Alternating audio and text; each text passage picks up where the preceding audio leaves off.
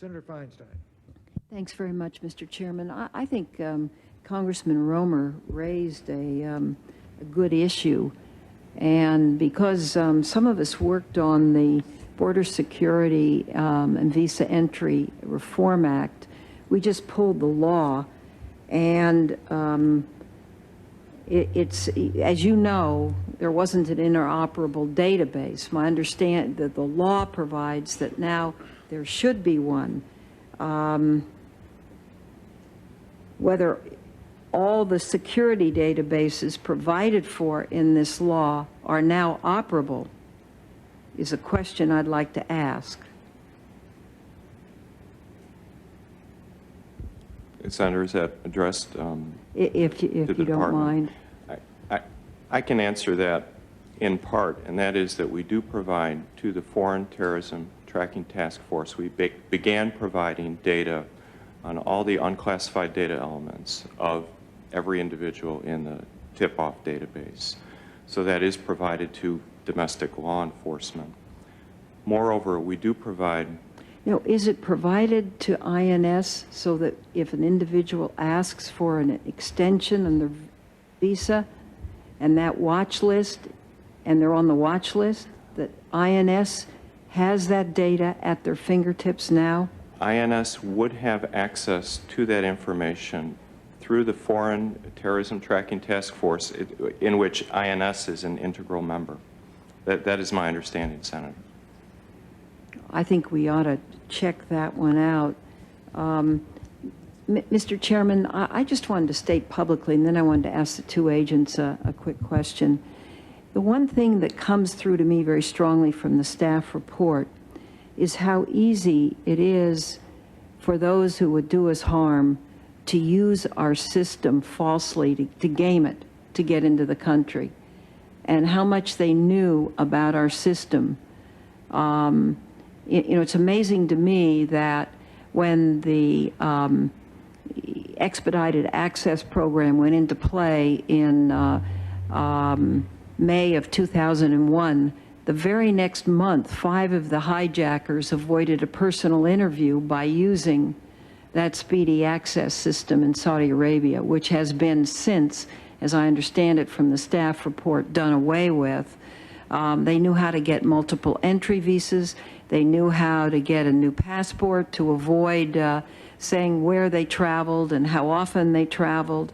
6 of them knew they could go to a bank and actually make up a social security number, and that the bank wouldn't check that number, which they did do, and an FBI agent in, matter of fact, my subcommittee in Judiciary came in and testified to that. So I think what we really need to know is that we've really got to keep going over our systems and making recommendations of how they can be strengthened to avoid just this kind of thing. I wanted to talk just for a moment with the two agents, if I could, about the wall, because this is something that many of us on Judiciary have been interested in. And as you well know, it involves FISA. And in the Patriot Act, we made a couple of amendments. We changed the primary purpose having to be from intelligence point of view to a significant purpose being from an intelligence point of view. And we also enacted a section which is called a new coordination provision that provides for coordination in the law with law enforcement.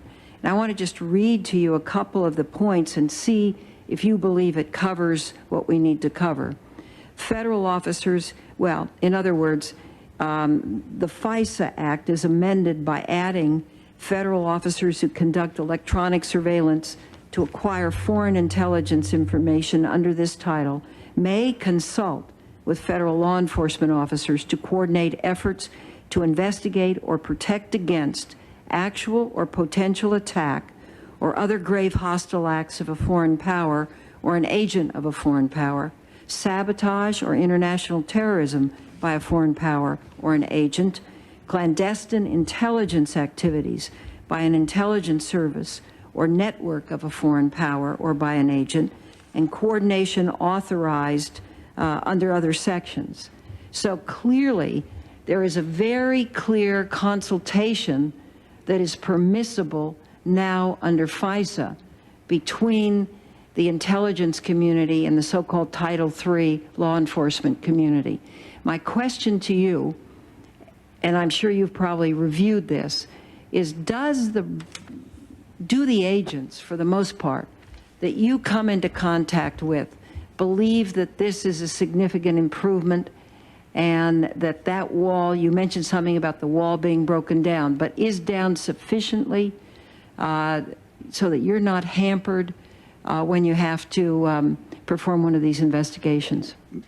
Yes, Senator. With regards to some walls, that wall, it definitely has helped. I will submit to you that even since the Patriot Act, of which I requested a copy, so I had it in writing, I have read on more than one occasion to some individual that was attempting to withhold information from me, just what you just read right there. So old habits die hard, I think, with regards to certain things. It has certainly helped to this point. With regards to the other wall that Senator Dianne had mentioned earlier, I believe there's there's so many different types of walls with regards to intelligence and criminal, but with regards to the FISA specifically, that one seems to have helped. With regards to what Senator Dianne talked about, the other wall, we still have to deal with that on pretty much a daily basis.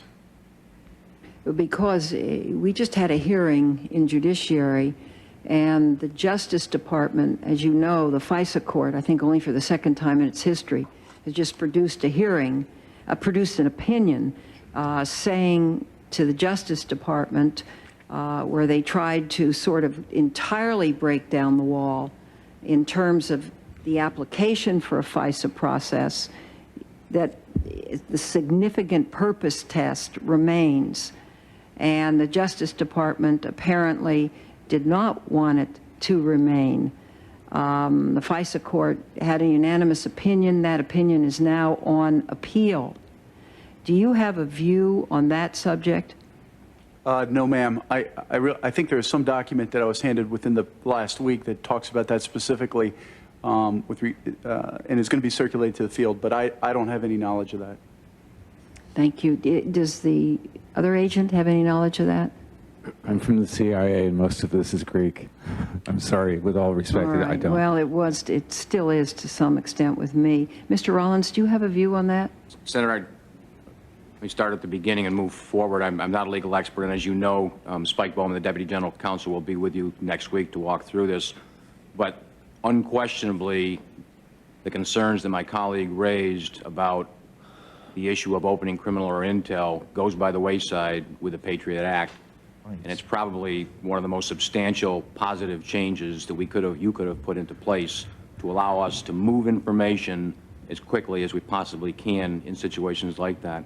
In addition to that, the change from a two-pronged test to just relevancy in order for us to get national security letters, pen registers, information like that is also a help, as are the expanded timeframes for which the FISAs on both United States persons and non-U.S. persons are in effect. There is one area that we're still in debate on, and that's our ability to use the roving. We're trying to work through that.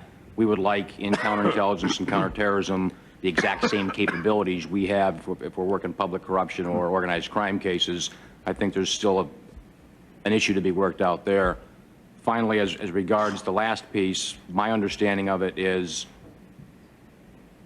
the degree to which criminal prosecutors will be able to guide, direct, and manage the FISA process, and I think that is part of what is still being adjudicated, if I have it right. Thank you very much. Thanks, Mr. Chairman. Thank you, Senator.